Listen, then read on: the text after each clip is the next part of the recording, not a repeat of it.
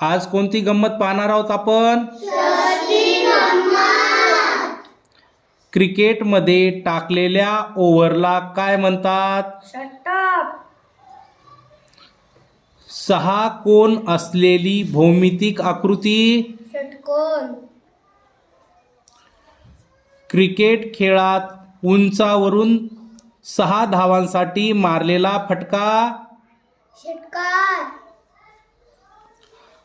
आजारी पडल्यावर आपण काय खातो? औषध. स्वातंत्र्य दिनाला मुले शाळेत काय करतात? भाषण. एका मराठी महिन्याचे नाव? पौष. 26 जानेवारीला मोठमोठ्याने आपण काय देतो? घोषणा. शाळेत आपण वेगवेगळे काय शिकतो? विषय.